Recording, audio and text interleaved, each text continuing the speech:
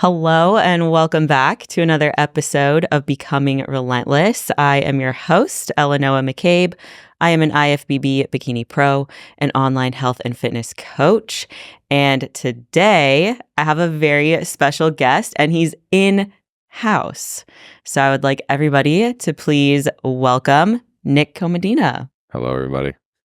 He is here. I am here in-house. Amazing. So for people who may be not familiar with who you are, give them a little intro.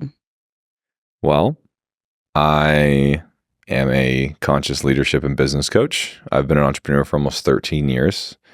I grew up pretty not well off, single mom, trailer park upbringing, and just kind of throughout life paved a path that nobody else really was doing around me. I always had this natural rebel instinct to look at the things that people were doing and kind of question why that was happening. And I don't know why that was there. I wasn't surrounded by anybody who was entrepreneurship or anything like that. And so I just continuously paved my path, accidentally fell into a leadership role that made me become an entrepreneur. And then I just really never looked back and, was a fitness coach for a large majority of that. But a whole decade of my career was dedicated to the fitness industry. I owned a gym. I went online. I did competitors, scaled out a huge team. We did supplements. I did clothing. I did mentorship.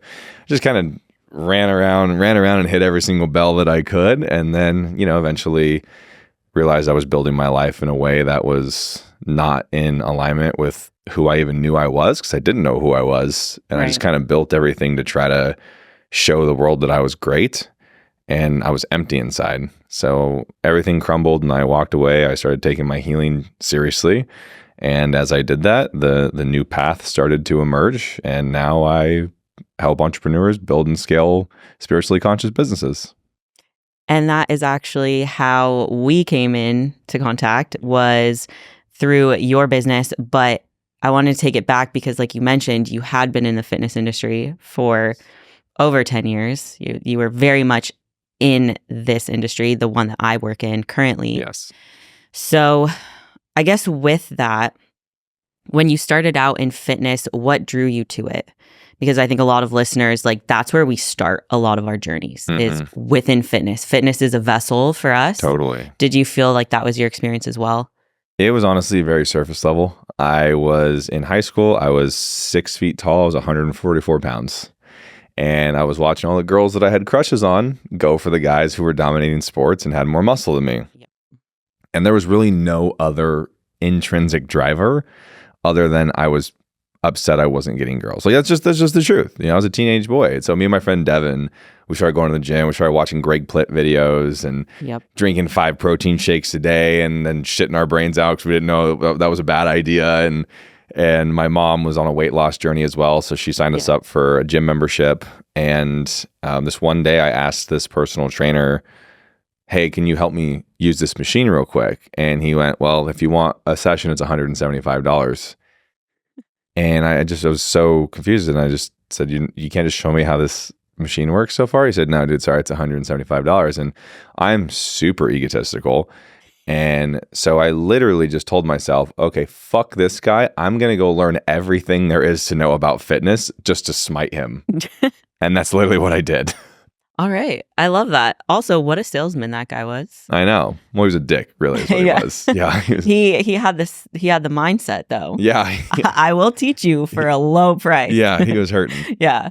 Awesome. So I do think a lot of my audience can resonate with that, where we start in our fitness journeys for a surface level reason. And I've talked about that a ton on this podcast as well. If you're a longtime listener, the reason why I started in fitness as well was very similar. It was I went through a breakup and I was like, all right, I'm going to be hot. I'm going to become hot. Totally. Yeah, that was the reason. And then, of course, as you get more into fitness and you learn more about yourself, some people do start to take that deeper and it can be a driving force.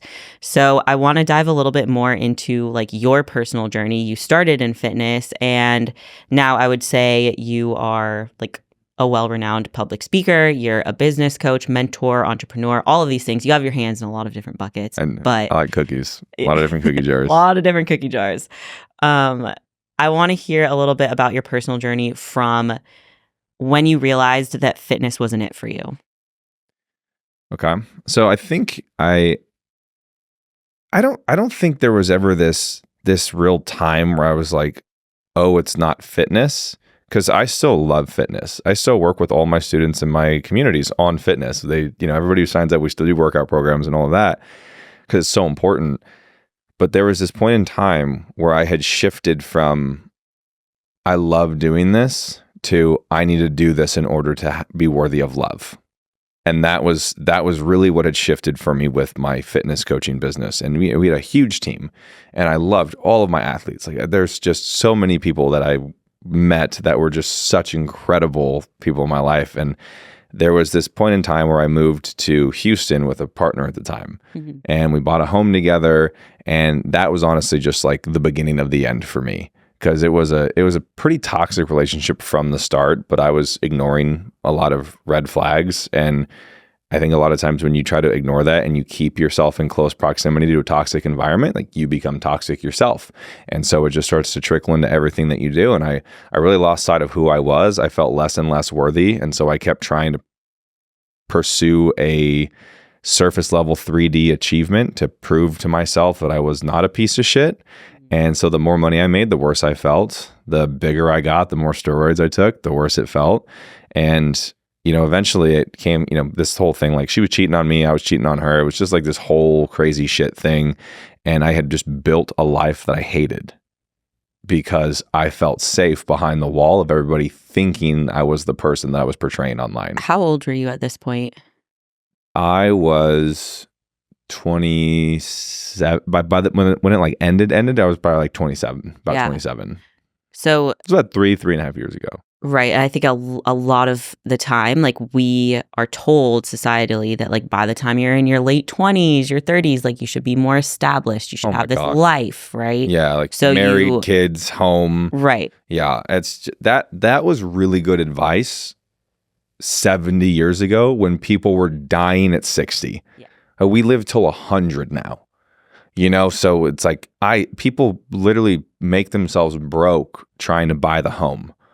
They're like, that's all I just like, by a certain point, yes, too. I need to say, we need to save money. We need to buy a home. I'm like, why would you waste your money doing that? And when you say waste your money buying a home, people go, I'm wasting money paying rent. No, you're not. You're paying a couple $1,000s a month to have freedom to go wherever you want, shit to get fixed whenever you want it fixed. Yeah. And you think that you're wasting money, yet you're saving every nickel, dime, and penny that you have, not living life, to then spend all that money you've saved wasting life to buy a house, and now you have a house and you're broke again. So nothing's changed. And then the cycle starts again because it's the like, cycle starts again. Now I should start a family. Right.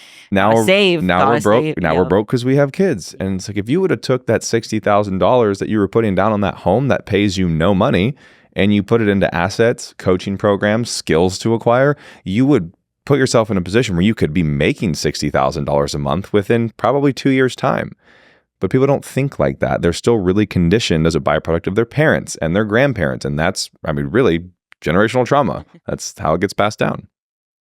And with all of that, I think you've done a great job of stepping outside of those boundaries. And that's kind of what you that's what you spoke to at the beginning as well when you described yourself, like, in high school. Like, you've always kind of seen yourself as somebody who wants to figure out why things are going the way they are, why they work the way they do, and, like, step outside those bounds. Mm-hmm. So taking a step back, like, going back to your story before I took us on this tangent about, like, age and whatnot, where do you feel like that turning point was that pushed you to dive deeper into your own personal growth and development? Yeah, honestly, I think it was when everything came out in that relationship about the cheating on her end. And I didn't want to admit the times that I had because I felt so shitty. So I forgave her. Mm-hmm. I said, let's work it out. And then about 2 weeks later, I finally said, hey, you know what? I also did it, and here's what it was. And that ended up being like the switch of, oh my God, I knew the whole time, you're the bad person. You're a monster. And all of my friends in that community at the time, they all knew that she was cheating, but they didn't know I was cheating.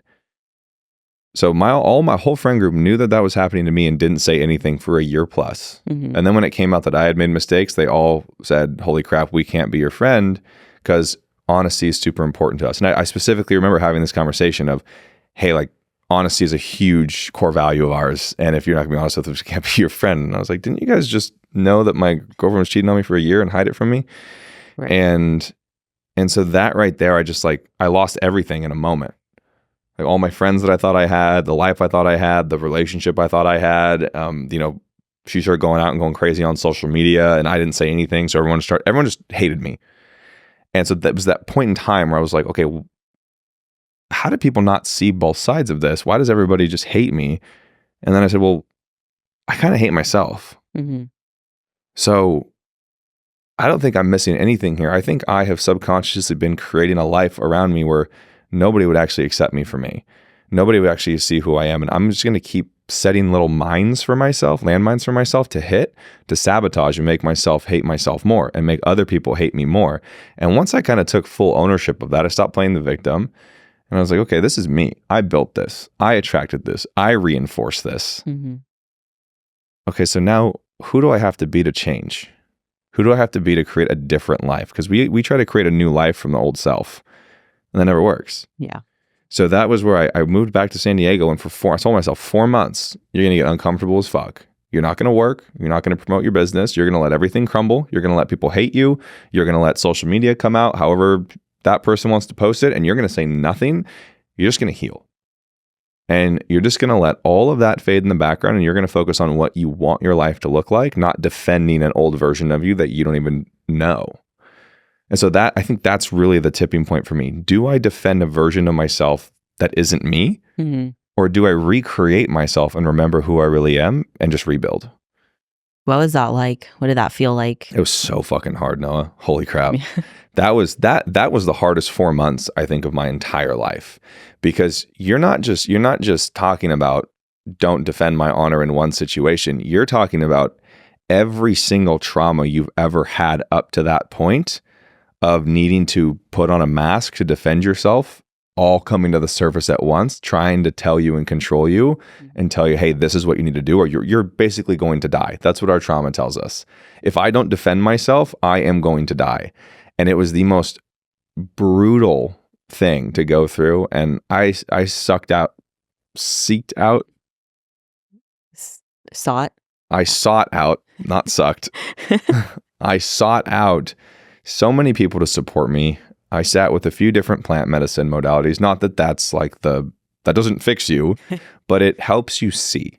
And that was really my goal, is show me what I need to see. That was my intention every time I went into a plant medicine ceremony.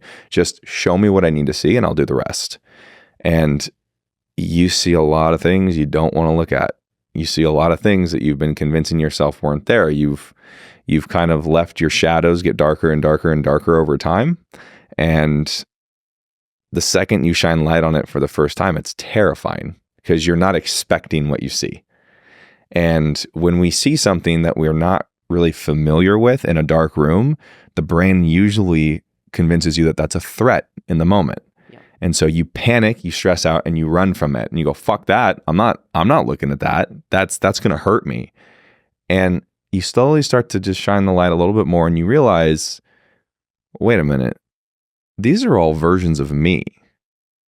These are all parts of me. They're actually not trying to hurt me. They're hurt. Yeah. There are actually all these past versions of me all kneeling down in a corner crying because they've been abandoned by me. I've convinced myself that those versions of me weren't worthy of love. And so I've cut myself off from them. And now there's all these different parts of my soul that feel like they're worthless. No wonder I feel so abandoned. No wonder I feel so helpless. No wonder I feel so worthless. Look how I've treated every version of myself up to this point. So now that the light's on, well, now I have the opportunity to go back to each one of these and understand them. Is that what you recommend people do? Like you literally have to sit down and go one by one? Because it's overwhelming. Like when you are taking down these pieces and really examining them. For me personally, within my journey, like I will try to intellectualize everything. I've really struggled with like sitting with sensation, like sitting with the emotion, the feeling, like actually being open to having it be embodied. I'll immediately go into my head. So when you're doing this work and you're looking at old versions of yourself, like pieces of yourself that you disowned, you just didn't want to say like, yeah, that is part of me. So you just cut it off. Like, how did you even begin to do that? Was it one by one, just peeling back the layers? I think the first one that really showed me that that was the path, I was doing a psilocybin journey, just mushrooms for those who don't know. And I was actually in Austin. I was in an Airbnb in Austin. My friend Sean shamaned me, just like kind of watched over me. And as I was in this journey, I just kind of closed my eyes. I put a pillow over my eyes to make it as dark as possible. And I was going through this hallway almost. And I went and I looked down and I saw this little boy of me kneeling down with his head in his lap crying.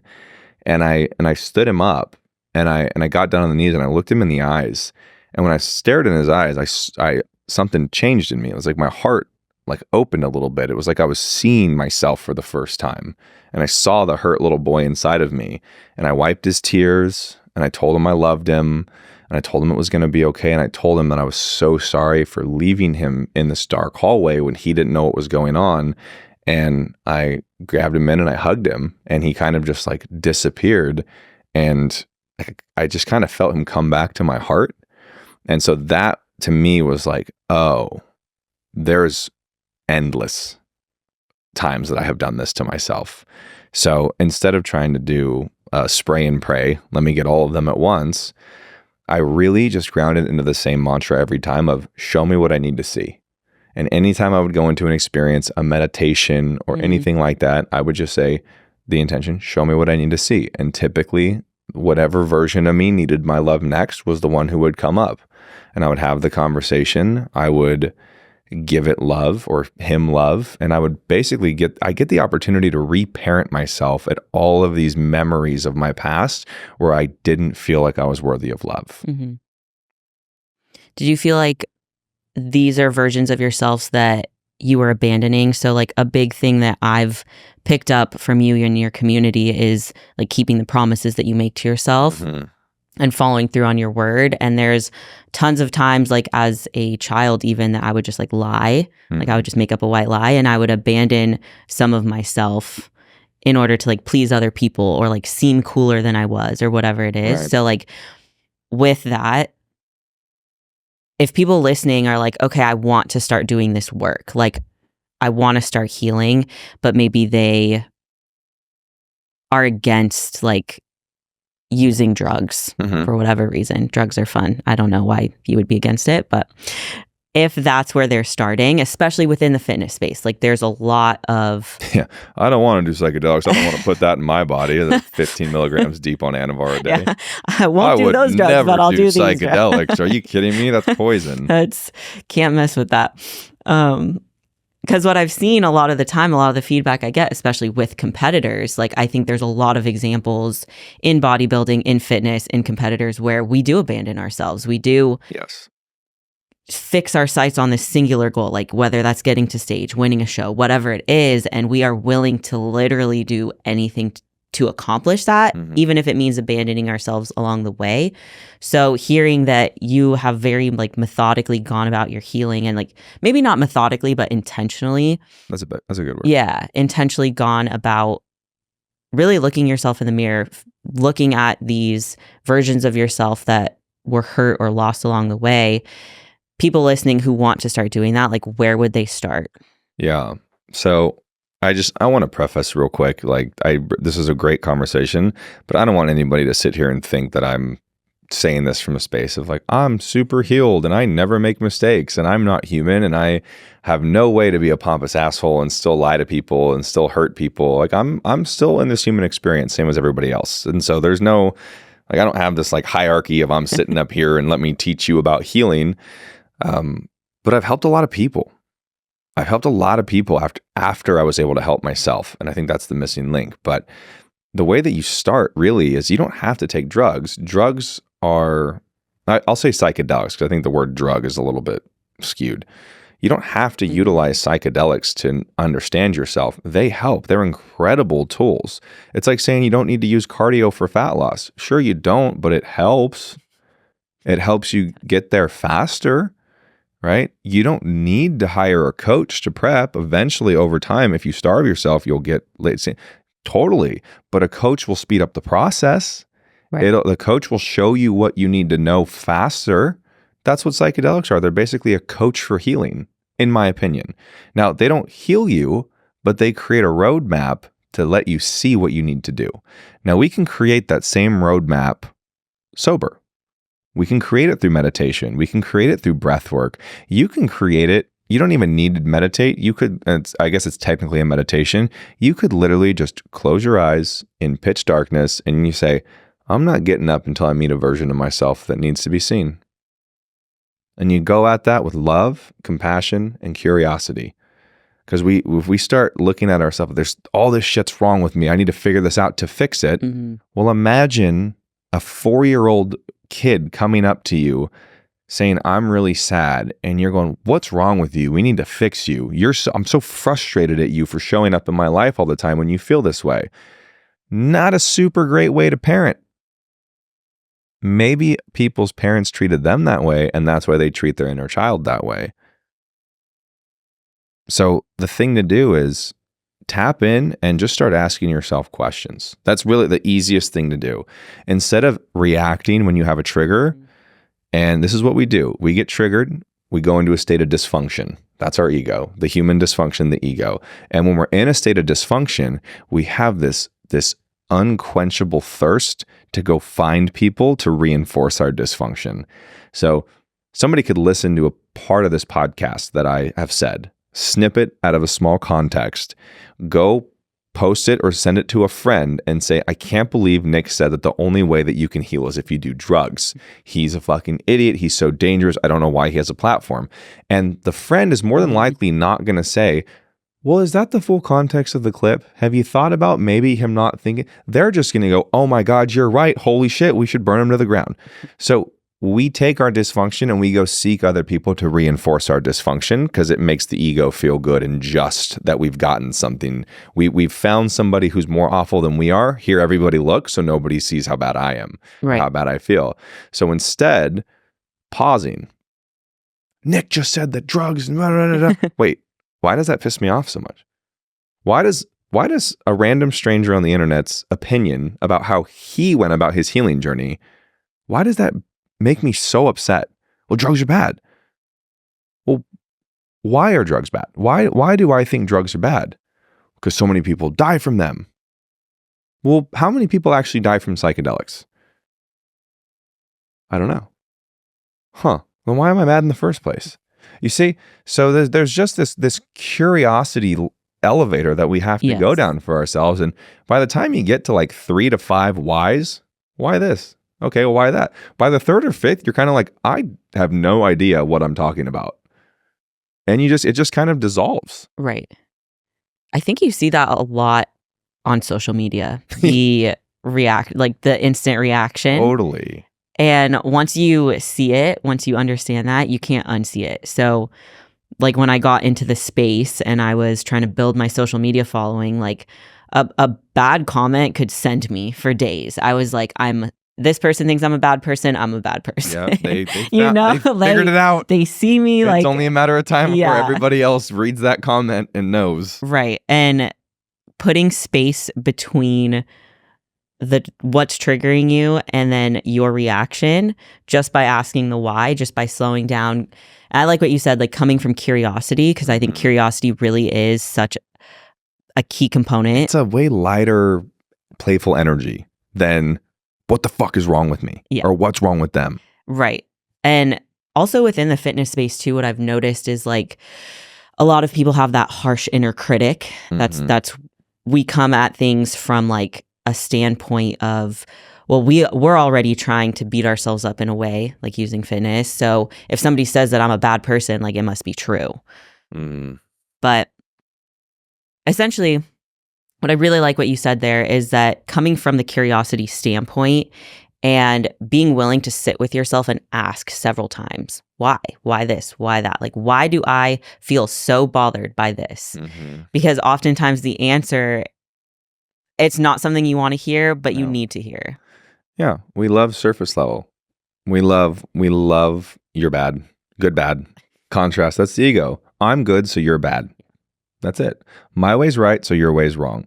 And if you have an opinion that challenges my opinion of the world that I have reinforced because I'm very closed-minded, you are an awful person, and I need to make sure everybody in my proximity agrees with me that you're a bad person, because now I'll feel super safe. I used to do that all the time. If there was somebody in my friend group who I didn't like, or maybe we would all be at a house or something and they would say jokes for the night and everybody would be laughing, my ego would trigger this alarm. You're unsafe because that person's taking all the attention. And so if people are laughing at them, well, you're only safe when people laugh at you. So this person is actually a threat to your survival in this tribe, because if that person's the funny one, you don't have any friends anymore. So now it's like, okay, either I die or this person dies. Really? That's how it feels. Yeah. That's how it feels. Yeah. It's either them or me. So now I got to go meticulously plant seeds in other people's ears to try to manipulate them to see a version of that person that I actually just see in myself. But I want them to see it over there. Right. And that is how we just create endless loopholes that are all inevitably going to crumble. It's so exhausting having to keep up with 80 different stories you tell because you always lie. Yeah. I've done it. I've been the person. I know. I did it for 10 years, you know? And so it's so hard to just say the truth right away, but it is endlessly more peaceful. It's harder to say, but more peaceful in the end. Because once you say the truth, that's it. It's done. I don't have to remember what I said. I don't have to think about, well, what are they going to do it's like I said the truth, and the truth is separate of you and me. The truth is on my hand. You and me, if we have a problem with the truth, that's between you and the truth. That's not between me and you. So if I'm just like a messenger for the truth, instead of thinking that I'm always right, there's a big difference. I don't want to be right. I want the truth. And if I'm dedicated to getting the truth in my life, well, then the truth has this amazing power to remove anybody that's not meant to be in my life and bring forward everybody who is supposed to be in my life. So we're afraid of the truth because we don't want to experience loss. Well, if I'm honest, right, it's easy. I don't love you anymore. Hey, this relationship isn't actually serving me. Hey, you are going down a path that I don't align with, and I think you're losing yourself to your business. We don't want to say that because we're afraid that we're going to lose people. So we lose ourselves instead. So how do you know the difference between the truth and then your perception of the situation? Yeah, that's a really good conversation to have. And so this is a huge macro conversation. So like the first thing before we chunk anything up is we have to understand that every single person is right from the perspective in which they view a situation. Right. Everybody's right. So instead of trying to prove the other person wrong, you're trying to prove both of you right and find a meeting in the middle. And that's typically somewhere where the truth is. So let's just say that you text Megan and you say, I fucking hate Nick. I think he's the biggest piece of shit. He was on my podcast. He absolutely tanked. I don't want to be anywhere near him anymore. Oh gosh. That's the truth. That you are right in that moment. From your perspective, I am the worst. So instead of me trying to say, well, Noah, that's not true. I'm not a bad person. I can go, okay, well, Noah, you told Megan that I was a bad person and this happened and that happened. I'm curious why that is. That's the truth. Does that make sense? Right. You said it. You did. I see it. I said it. So that's the truth. The truth for me. The truth is that you said it. Yeah. Right? Okay. So the truth could be, Noah, you say this in front of me before we started the podcast. And then when we got on the podcast, you said the opposite. Why is that? That's the truth. I like that. I think sometimes I wonder, like, between people's perceptions and like when you're emotionally heightened, like if you and I had a conflict or an argument and I text Megan that, isn't that just because my emotions are heightened in that moment? Yes, but in the moment, that was the truth to you. So there's this bell curve that people try to get around, where when you have a height of emotion, you go, "Oh, I'm sorry I said that, I was angry." It's like, well, no, you said it because you believed it to be true. So Right. why? What about, and I think you have to learn to really remove yourself from the things people say to you during heightened emotional states, because that's where the curiosity comes in, right? I challenged Noah to be better.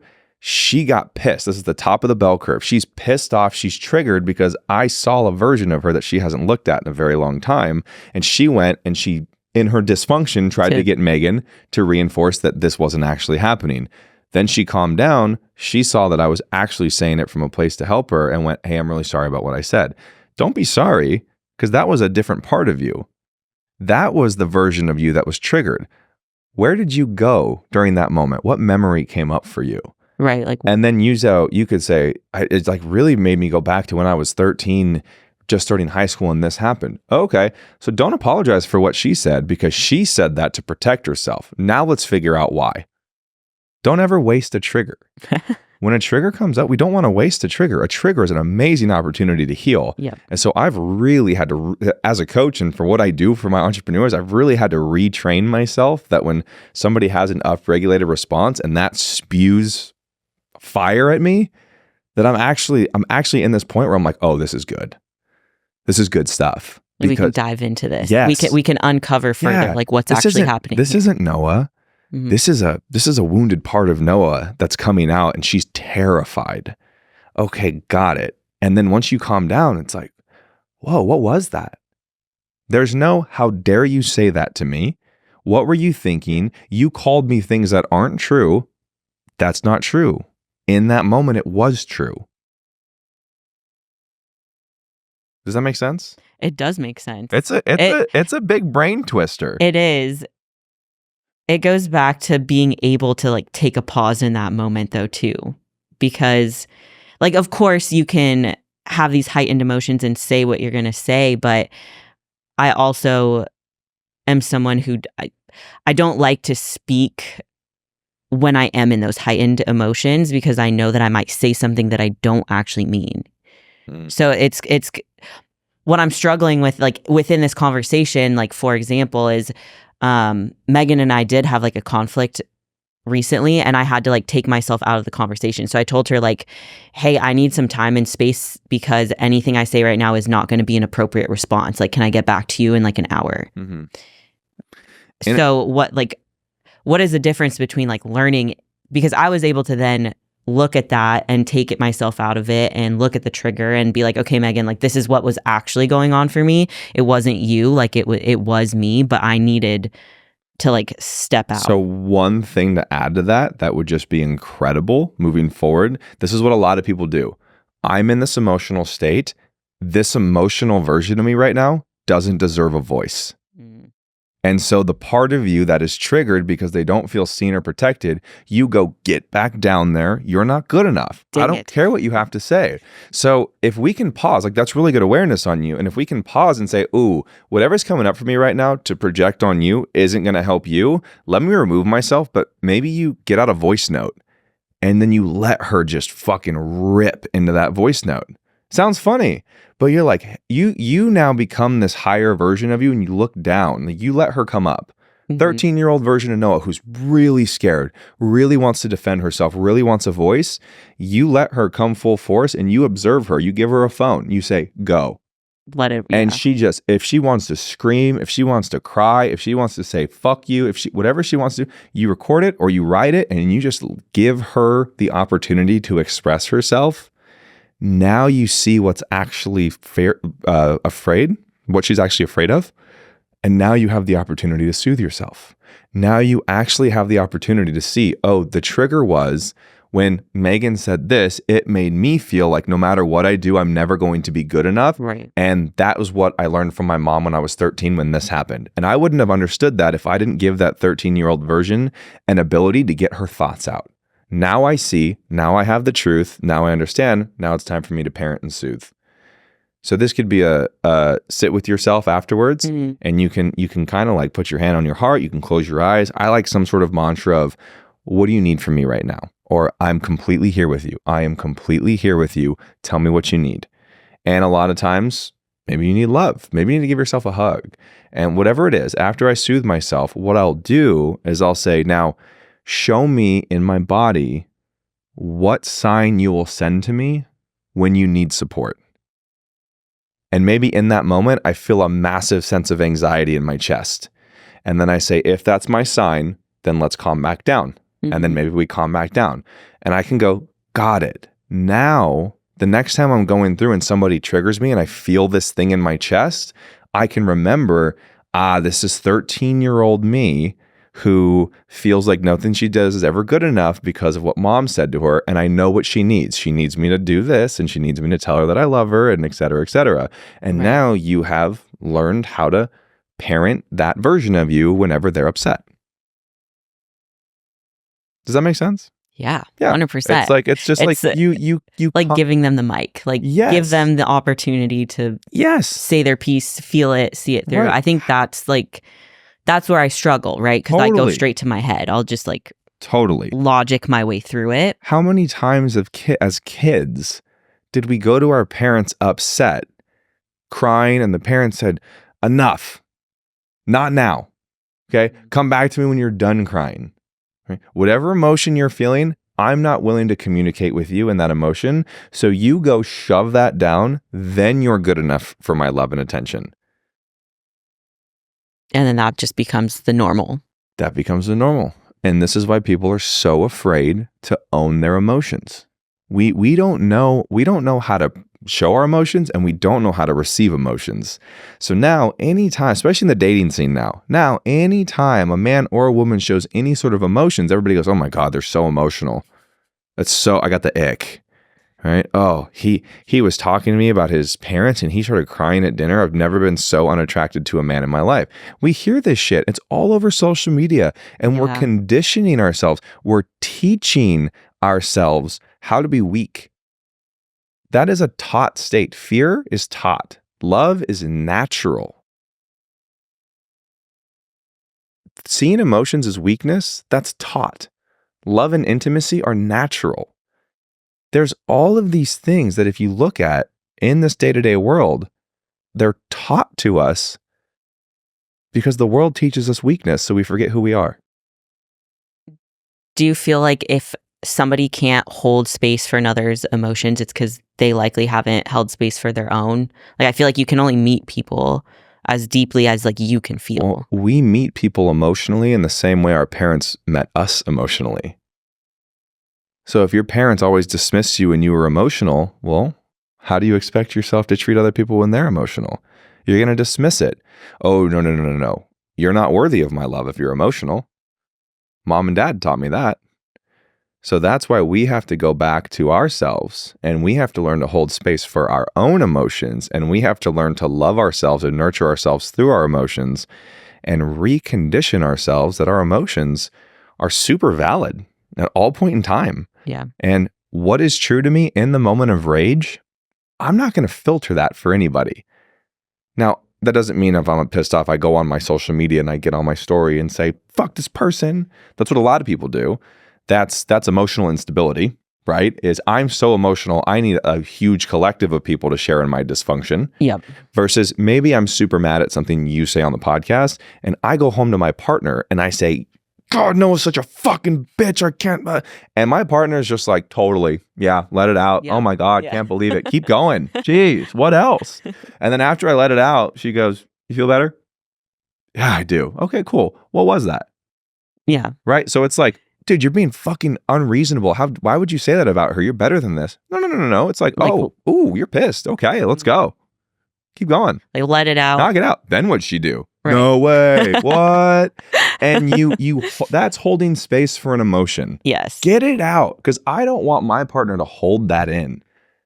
So you're sad? Oh my God, baby, that's the worst thing that ever happened. I can't believe that happened. Saddest thing I've ever heard in my life. And maybe my partner's crying, and instead of me being like, you shouldn't be crying about this, that's so simple. I'm like, oh baby, do you want to come here? Do you want to come on? And I just hold. And she just cries. And then she's done. And then we can go, what was that? Yeah, like what? Yeah. Let's talk about it. Yeah, what came up for you? That was interesting. You were really crying. yeah, that's the gateway. You provide the space and you automatically provide the safety. And now we both have the ability to excavate it together and just find where that genesis point was of a trigger for you. Oh, wow. So when she said this, that happened. That's really amazing for me to know, because now I know how to love myself and my partner better. Totally. Right. If I say this, you're going to get triggered. I now know. And people are like, well, I'm not going to sit here and change my whole life around for one person. Why? It's really not that hard.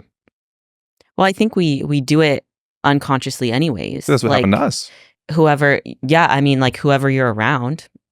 I think you can be intentional about becoming a better version of yourself with the people you're around, but it can also work the opposite way.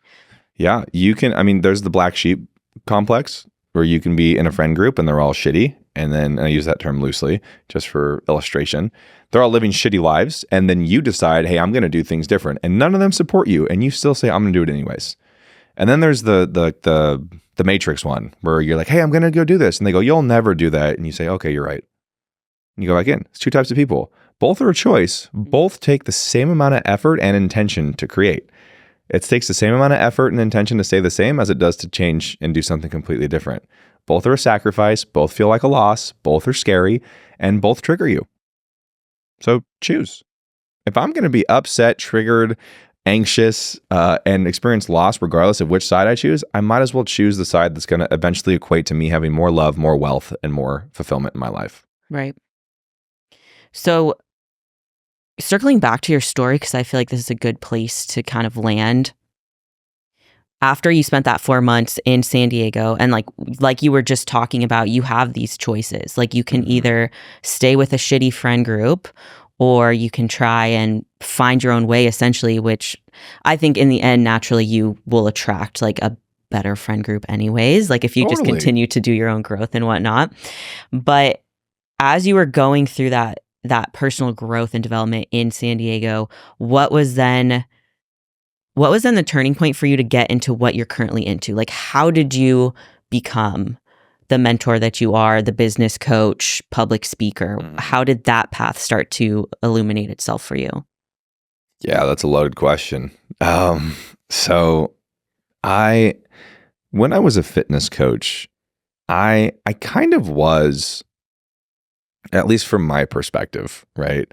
I really was the first pioneer in like the competitive coaching space of a coach that was saying, hey, I think that a really big part of this is actually leadership development, is actually spirituality. And I think it's really a lot more important about who my athletes become before they compete, so that way they don't feel like their life depends on a trophy.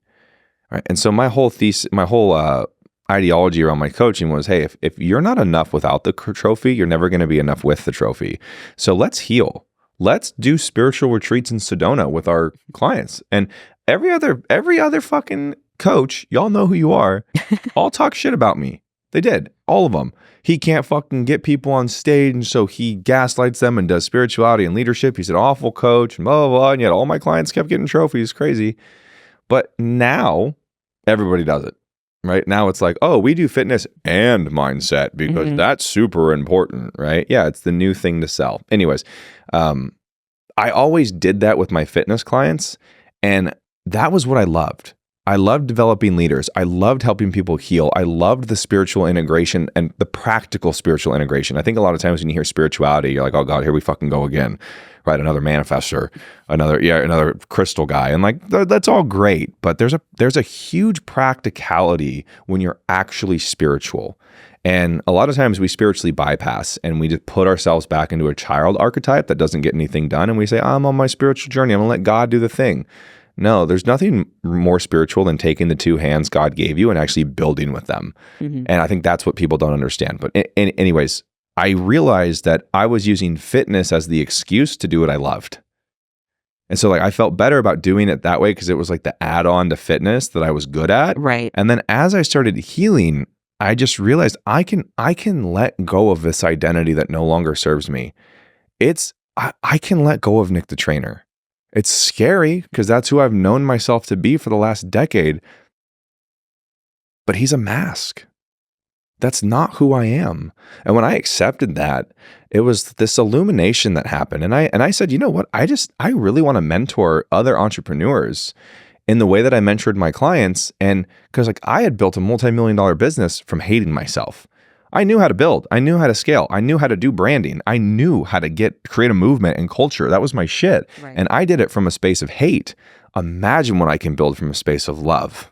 So I walked away from all that money. I said, I'm going to start over. Open up on my Instagram. I said, hey, I'm looking for some coaches who want to do one-on-one mentorship with me. Mm-hmm. And I was in my like healing numbers era. So it was 11 a month.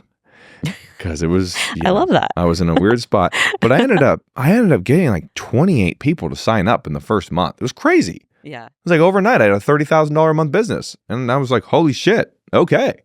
And there's something to this, and like that was the first time ever in my life, from my real heart, that I felt this is how I'm meant to serve, and serve, not this is how I'll make money. I said, this is how I'm meant to serve. And I found a price that felt good for me for the service I was offering. And I instantly had a confirmation from the world and the universe. Right. I created a $30,000 a month business in 1 month organically, just from me saying, this is what I'm meant to do and owning it. And as I started mentoring and then people came and went and this and that, and it was my first time doing it. So I didn't really know. I was like building it on the way down. Yeah. And over time, I started creating this like process, and I went, okay, well, anybody that I'm coaching is in one of these 6 phases. And that's when I created my whole like phase process. And then I started trying to prove it wrong. Is there somebody coming in who's not in like one of these phases? Testing it. Yeah. Is there anybody not? And then it was like, no, this is it. And I created like the 6 A's of self-mastery, the straight A's of self-mastery is what I called it. Right. And I saw all these different phases. There was, now I'm like blanking on what it is. There is, oh my gosh. Holy crap. I'm like totally drawing a blank on my own process right now. I wish I knew. Awareness, acceptance, there we go. Awakening, application, ascension, and abundance. That's it. And so I found that there was these phases that I could take people through. It's like, okay, I need to make them aware of why they are the way that they are. And awareness is one thing. Then there's the full body acceptance of, okay, everything that happened to me actually is a blessing. And I think a lot of times we look at our past and we look at things that happened to us and we look at mistakes that we've made and we still harbor so much guilt and shame for ourselves. And if you still feel bad about a mistake you made in your past, you haven't learned the lesson that you needed to learn from it. Otherwise, you would be grateful for it. And that's a really good vetting system for yourself on your past. I don't hate myself for anything that I did. I'm so grateful that life happened the way that it did, because it allowed me to be so much better now and not make those same mistakes again. Like my consciousness learned the lesson. So damn. That was usually a heater when I drop it. So as I did that, I started going, okay, I can teach this at scale. Like I've got this works. And so I launched the mastermind. And we did that. It was an absolute fucking shit show, to be honest, because I knew the company was going to be big, and I hired this team to help me build it. And they were like, okay, here's what we're going to do. Here's your funnel. Here's your back. I've never done any of this shit like that in my life. Right. Getting the systems all set up. Everything I've built, all the millions I've made, it's always been organic. It's always been word of mouth. It's always been results based and vision based. And so they were like, we're going to do this whole system. First month will be $0. Then everybody will be $297 a month after that. It'll automatically charge them. They'll be good to go. I was like, cool. That sounds awesome. I don't need to do anything. Yeah. So we launched the mastermind. We had like 200 people sign up. And then obviously anytime you offer anything free, you just get really not aligned people. And so we had a bunch of people sign on. They didn't take anything. And then they got charged and they freaked out. And they were like, he's a scam. It's just like, oh my God, this whole thing. And my team was like, it literally says right here that you're going to get charged again. And so they're like, I want my money back. I want this. And the team was like, no, this is the thing. This is what you signed on for. Everybody filed disputes and we had this whole thing. And I told the team, I was like, hey, look, like, thank you guys so much. But like, this is just not the way I want to do business. And like, it is what it is. There's a learning curve for everything. Totally. We make mistakes. And I was like, I'd never done like a massive group model like that. And so I was like, hey guys, like, thank you, but no thank you. And as I kept teaching and as I kept learning and as I kept really getting people results, I started evolving the container. And then we started, moving up the investment, and then people started getting better results. And then it got to the point where I was like, damn, I'm teaching so much at such a high level now. And there's so much coursework for people to go through, people are coming in and getting super overwhelmed. So that's why we created Alchemist Academy. Like, okay, let's do a level 1. That's what you're in. And we said, let's create Alchemist Academy. So we have this level 1 where people can get just what they need to focus on for level 1 spiritual awakening, level 1 business practicality, level 1 leadership development, level 1 vision creation of what they really want their brand to stand for in this world. And so that's kind of been my journey since the San Diego thing, was just like one thing at a time. And now, like, oh my gosh, like you could chime in for Alchemist Academy, but I am so proud of our program. I am so proud of my staff. My team is absolutely incredible. They are all just so conscious people that are so bought into the vision, so bought into serving. And it's just like majority of our clients have such an incredible experience. You'll always get the people who come in, don't do the work, and bitch and complain. Like it's a normal part, but the large majority of our people just have such an amazing experience now. And it took 3 years to like really find this flow of, okay, this feels right. This is the business that you had envisioned. Yeah, like this is my dharma. This is what I was put here to do. Yeah. And it took me 13 years to step into that. And most people start a business in 6 months and say, I don't think this is what I want to do. I think, you were at my last event here in Austin, and I went through a presentation of my dharma. Yes. Yeah. And I ended up going through my whole life and seeing how many different jobs and businesses and things that I had done. And I ended up having 24 different pivots in my life, business-wise, up until this point. So a lot of times people start off and go, well, how do I know this is the business that I want to do forever? I go, it's not. Yeah. It's literally not. I promise you, the business that you're in right now, the business that you're starting, isn't going to be what you do forever. So instead of being afraid of making the wrong choice, make that choice right now and get as amazing as you can at it. Learn the lessons, gain the experience. And when it's time to pivot, start something new with all that experience, and then you get there faster. You think after 24 renditions of business that when I hit this one, I'm not going to fucking crush it? Of course I am. Right. So how do you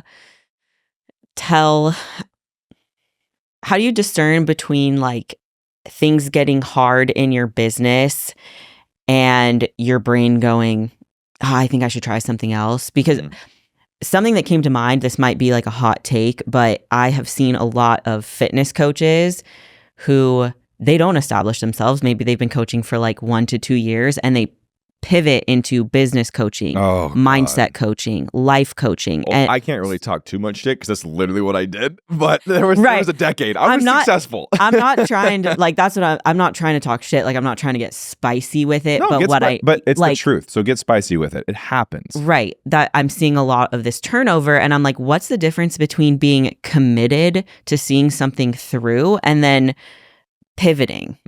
Yeah. David Goggin talks about this in one of his books, and it's stuck with me ever since. And he was talking about like his training and stuff. And he said, if I'm going to walk away from something, I'm going to walk away when it's good. I'm not going to walk away when that shit hard. You know how he talks. He said, I'm not going to walk away when it's hard, because that's me bitching out. I'm going to do the thing until it gets good and feels good. And then I'll make the decision if it's for me or not. Because at the end of the day, you can have a coaching business for 2 years, struggle financially because you never decided to try or get help or grow. And you say, this just isn't for me. And you quit and you go to the next thing, and the pattern's going to repeat. Entrepreneurship is an incredibly spiritual path. Your shadows are mirrored back to you in everything that you do. So if you're going to be a coach and you're going to decide on a path, you have to follow through. You have to keep the promise you made to yourself. I want to be a coach. I want to make consistent $7,000 months. Do not walk away until you do that. What if it's not for me? It doesn't matter. Quitting's not for you if you actually want to build something great. So don't quit. Get the help, get this business established, learn it, use the experience, and now you buy yourself back the ability to think about what you actually want to do from a space of love, not a space of scarcity. That's what we have to do. That's the difference. Yeah. Yeah, 100%. I think sometimes I personally will struggle with like bodybuilding because I love the sport, and since I started, I had big goals. I was like, I'm going to step on the Olympia stage. That's my goal. And so if I've been saying that and feeling it and pursuing it for so long, almost it's going on 10 years, at what point, like I've asked myself, at what point do I walk away. Yeah. But it doesn't feel finished. I'm not done with bodybuilding, don't worry. Like I love it and I have these goals, but it's sometimes in the back of your mind you just wonder like, well, what is that point? So I think this is also a huge thing. I see this a lot with a few of my students actually that are bodybuilding competitors, and I had a conversation with one of them a few weeks ago, and he said, you know, I got back on prep. I said I wasn't going to anymore, and then I said, okay, why? And we unpacked it. And the real answer was, well, I don't feel like I can grow my business unless I'm prepping, unless I'm shredded. And I said, okay, well, do you actually want to prep? And he like, I could tell he was afraid to answer. I was like, come on, it's okay. Yeah. And he said, no, I just prep because I think that that's what makes me credible. And I said I was going to do this show, so now I feel like I have to do it. Right. And I said, that's the biggest trap that the ego plays on us ever. First of all, thinking that your audience actually gives a shit about what you say for the most part when it comes to your own life, right? Like, oh, so many people are ready for me to do this show in 11 weeks. I'm like, bro, nobody cares. No, there's not a single person. Because I was like, oh my God, I told my whole audience, like, guys, I'm speaking on John Maxwell's stage in a month. Cool. Crickets. Crickets. I think I got like a couple of people who like liked the story, you know? A couple drive-by hearts. For me, it's like the biggest achievement of my speaking career so far, being on John's stage, because he was the first like real person who taught me about leadership, and nobody cared. Nobody cared. Now, if I would have not signed up, if I would have not gone on the stage and bitched out, nobody would have even remembered. Now, there's this thing of I keep the promises that I make to myself, but there's also this space where I can auto-regulate and say, you know what? I said I was going to do that from a space that just wasn't authentic to me, and I'm going to change that now. It's like people feel like they can't change their minds because they'll lose trust in their audience. I'm like, no, if you keep doing what you're doing because you hate it, that makes me lose trust in you. Yeah. Show me where your heart is by being honest and open all the time, and I promise you, you will always earn trust from people. Yeah. Again, it goes back to like living truthfully. Yeah. Yeah. It's like radical honesty. You're just like, nope, it's this. That is definitely one thing that I have picked up from you, is being able to say my truth or live honestly. Because when we met, I was very masked. I was like in a environment, in a culture, in a place, and like within myself, I just like wasn't honoring what I knew to be true. I was just like, it's fine. Ignore the red flags. But since... Why do you... Let's dive into that for a second. Why do you think that was? Like, why do you think you were in that container and just like really not seeing the flags? Like, why were you ignoring them so much? I think I was willing to ignore them because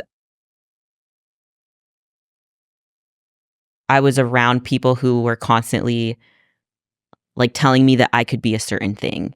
If I just did this, then I would be that. Like if I could meet this person's expectations, if I could rise to his standards and do what, like walk the path that he walked exactly, do everything exactly the way that he did, then I would be successful. And so you're only successful if you're a carbon copy of the person running the show. Yes. Yeah. And I really did change like everybody here knows who's listening, I changed my entire life for one team and one person. I moved states. I brought my partner out here. Like all of these things. I changed my life, a lot of people's lives, for the singular goal of my bodybuilding. And at the time, like that felt right because I was like, okay, cool. Like I will achieve the goals that I have within bodybuilding and then I can focus on business. But almost to what you're speaking to, if you want to be successful in anything, like you have to do the inner work. You have to do the spiritual work. And I just wasn't. Yep. That's the thesis of my entire business. My entire business is built on that. I think wealth is energy. Yeah. I think everybody's trying to get wealth or build wealth. And it's like, wealth is something you become. And when you start walking the path of your truth, you start keeping promises, you start taking better care of your energy, you get yourself out of environments that aren't conducive to the energy of wealth. You start to see how and like you've shifted, your business has fucking done amazing. Holy crap. You're getting people bought in left and right because you're finally in this like real authentic Noa energy. Yeah. And it's like people really bypass how crucial that is for scaling a business. They're like, I don't want to do the work on me. Just tell me what automation to run, or Right. tell me how to run ads. Let me get somebody in my DMs sending 100 cold outreach messages a day, and that'll scale my business. And those people are stressed about money. They don't get inbound leads. They only get clients by forcing people on the phone. Yep. Versus when you actually force yourself to do the work, now people are just gradually attracted to you, and there's very little resistance to them signing up because they can see you, they can feel you, and they can finally trust you. Exactly. That's been a huge like feedback actually that I've gotten across the board, is as soon as I did start doing the work, literally, like, there was a show weekend in Austin, and I went out, and everybody that I talked to that weekend was like, oh my goodness, you seem so light, you're so bright, you seem happier, like you seem like you're thriving. And I'm like, I am. Like, I'm no longer masking in my private life, public life, social media life. Like, who I am as a coach is who I am as a person, is who I am as a friend. Like, it's all the same. Noah, you're getting the same, because I am finally in alignment. Like, I'm not hiding. I'm not trying to be a copy of somebody else or walk somebody else's path. Like, this is my own. And that's wealth. But, yeah. Right? And it doesn't matter where you go. You are your business now. There is an interwoven soul inside of everything that you do. So you don't have to be anyone. And there's just so much weight that gets let go. So nice. Right? So nice. You and I talking how we're talking right now, exactly how we would talk at a coffee shop, exactly how we would talk on a staff call, Yep. and exactly how I would talk to my friends in my apartment. So there's no crap, where's the mask I got to put on for the show? Oh crap, where's the mask I got to put on before I talk on my social media? Oh crap, I'm going to dinner with these people. I better be this and talk this way. That's scarcity. That is literally lack. That is poverty. You will never scale anything with masks. Yep. That's a tough lesson to learn. It's hard. But yeah, as we wrap up, because we are running out of time, even though I want to keep chatting forever. We could do a part 2. We could do a part 2. Because I have like 15 questions here that we didn't even touch on. Let's fucking speed them off. Let's see if we can knock them out. All right. What advice would you give to someone who feels stuck in their business? You're not stuck in your business. You're stuck somewhere in your heart. That's where you start, because your business is a reflection of you. So we'll externally project, I'm not getting leads. Why aren't people following you? Right? Because if you want people to follow your lead, you have to be worthy of being followed. They have to trust you. There's a block where you don't feel worthy or conviction enough in yourself to be able to speak your truth online to get those people to trust you. That's where you have to start every time. Yep. You have to become the leader first. Right. Yeah. What qualities do you believe make a truly effective leader, especially in today's fast-paced environment? Empathy, presence, and compassion. That's it. I think that is, like, I'm such a student of empathy. I think empathy is one of the most powerful leadership tactics ever. When it comes to really leading people, if you can't see the world from their view, you won't be able to lead them. If you can't have compassion for everything that they're going through, you can't lead them. And if you can't be present with the person when they're communicating with you, you won't be able to lead them. So I think those are the 3 things that most people need to work on to be better leaders. I love that. If you could go back and give your younger self one piece of advice, what would it be? I wouldn't, because that egotistical bastard wouldn't have taken the advice anyways. It's true. I think a lot of times we think, oh, this is what I would tell the version of me. It's like, that version of you, he would not have listened. He wouldn't have listened. So I can't give that fucker any advice. He's got to learn the hard way. And that was my path. Learn everything the hard way. So I didn't want to take advice. So if I had to give somebody else listening who's younger, I would say, take the advice. Take the advice. Looking forward, what are your biggest goals? Company-wise, our big goal is really our whole thing is spiritual capitalism, right? Like that's like what we're really trying to create. We're trying to redefine capitalism and create a wave of people doing spiritually conscious business led by conscious leaders.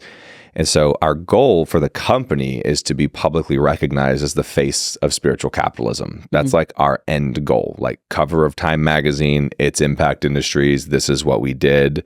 Along that way, we want to have 100,000 new spiritually conscious businesses that have been created through our teachings. We're starting a certification to certify conscious leaders and through our conscious coaching method, so people can learn how to deliver breakthrough for their clients. So I'd love to see 50,000 leaders through that. So those are like our immediate goals. I have a book that I still need to publish. Would love to get our podcast to like top 5 spiritual entrepreneurship podcasts. So those are all our little things that we're all working on. And then obviously just serving the fuck out of our students. What about for you personally? What's one of your biggest personal goals? I think all of my goals, and this is an interesting observation as you ask that, most of my goals are usually just physical. I think I've gotten so in the routine of doing work on myself that I don't have like these end goals of my self work, because I just know it never ends. Most of my goals are like, how do I push myself physically and mentally at the same time to like unlock this new level of myself? You know, so right now I'm on a 30-day parasite cleanse, 0 sugar, 0 caffeine, no music with lyrics, no scrolling, no TV, no nothing, just like complete desensitized detox of everything. And that's tough. I'm on day 3 and I'm hurting. You're itching. Yeah. That sugar headache that you get, man, you don't realize Bad. how much little things of sugar are in everything that you eat until you go 0. Like I'm not even doing fruit. And a lot of people are like, well, it's natural. Really? It's natural sugar. Okay. It's a challenge for myself. The no sugar, 21 days, 0 sugar. No natural sugar, nothing. It's tough. That's why I'm doing it. You know, other goals for that is I'd love to buy another spot for myself in San Diego next year, so I can go back and forth. I love California. It's where I was born. I love the beach, and it just really brings me a sense of peace. Other than that, it's just really deepening my relationship with my friends and myself. That's what I desire for goals for myself. Perfect. I love those goals. All right, one last question. Okay. If you could leave one lasting legacy on the world, what would it be, and why does that matter to you? I know my legacy is going to be spiritual capitalism. I know that what we're building right now is next. And so I think it's so important, because I really think that I think business has gone a path where business is being used as a tool to manipulate and abuse consumers for profit. And my whole belief is that business should be used as a vehicle to connect and serve with people, or connect with and serve people. And I think that there's this undertone of consumerism right now where there's no trust in the market anymore, and people are really being called to people that are creating movements. People want to be a part of something. People really do want to transform. We're starting to awake as a collective for the inner work and the spirituality, and just like really becoming a better version of ourselves. And there's not really anywhere else in the market that I've seen that's really pushing that movement forward to try to create businesses as many as possible, like try to evolve current businesses into a spiritually capitalistic business approach. And so I think that's going to be my legacy. I think we're going to completely shift the entire industry when it comes to coaching and human breakthrough. I think so too. I can see it. Well, thanks. You're welcome. Is there anything that I did not ask you that you want to touch on before we wrap up? No, I think this was a pretty solid conversation. I'll say, how about this? For anybody who is following this podcast, who's maybe a coach or business owner in any degree, and you want to learn a little bit more about the spiritual capitalistic movement, I'll set up an automation on my DMs. So if you guys follow me on Instagram and you just DM me the word masterclass, I will have it automatically shoot over the spiritual capitalism masterclass for you guys. And you can just kind of see what that's about. I recommend everybody listening do that. This is an awesome opportunity. That masterclass. It was fire. It's fire. Yeah, I gave it as a speech at a conference a few weeks ago, and the audience lost their minds. It was really cool. It is. Yeah. That call probably changed my life in some way as well. Oh, good. Yeah. So everybody, as usual, thank you so much for listening. I appreciate you always tuning in. If you could like, share, subscribe, send to a friend, I deeply appreciate that. This podcast is run entirely by me. So if you're interested in working with me, I am taking on new athletes, lifestyle, contest prep. So all the information will be in the links below. Nick, spiritual capitalist extraordinaire, all of his information will also be in the show notes below. I will let you guys know how you can connect with him. Go ahead, plug yourself. What is the best way for them to get in touch with you? Instagram. It's my first and last name put together. I'm the only one. IG, we love it. Yep. All right, everybody, as usual, thank you for listening and stay relentless.